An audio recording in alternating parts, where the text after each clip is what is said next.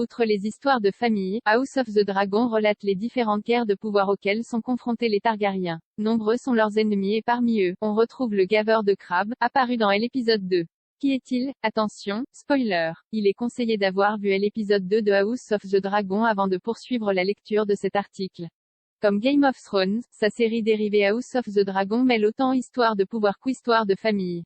Et ces dernières entrent souvent en conflit. C'est le cas dans le deuxième épisode du spin-off puisque le roi Viserys Ier, Paddy Considine, est plus occupé à se trouver une nouvelle épouse après la mort d'Aemma Arryn plutôt qu'à défaire ses ennemis. Ainsi, il ne se déplace même pas pour confronter son frère Daemon, Matt Smith, qui s'est emparé de Père Dragon avec son armée.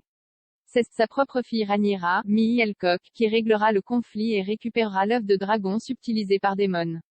Par ailleurs, le roi Viserys Ier ne prend pas au sérieux la menace que représente la triarchie, l'alliance entre les cités libres Lys, Myr et Tyroche, qui a conquis les degrés de pierre et qui a mis en place un droit de péage pour empêcher le passage au détroit.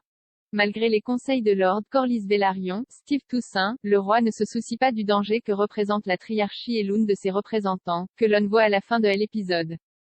Qui est gaveur de crabe? Ainsi, l'homme masqué que l'on voit à la fin de l'épisode 2 de House of the Dragon est Craghad Rahar, surnommé gaveur de crabe car il attache ses victimes sur l'estrane des îles et les abandonne aux marées et aux crabes. Il est incarné par Daniel Scott Smith, que l'on a vu dans un petit rôle dans Men in Black, International. Cet amiral devient l'une des maîtres des degrés de pierre qui augmente de plus en plus la taxe et se bataille sur le plan pécunier avec les autres amiraux. Cette surenchère dans le droit de péage met en colère les marchands et les puissances navales, comme celle de la maison Velaryon. C'est pourquoi Lord Corlys Velaryon cherche du soutien auprès de Daemon, après l'inaction du roi Viserys Ier. Les deux se lancent alors dans une guerre contre la triarchie pour la domination des degrés de pierre. Dans le livre Feu et Sang, sur lequel est basée la série House of the Dragon, le conflit dure 2 ans et se termine à l'issue d'un combat entre Daemon et Craghad Rahar. Le gaveur de crabe est tué par Daemon avec son épée en acier valyrien appelée Noirceur.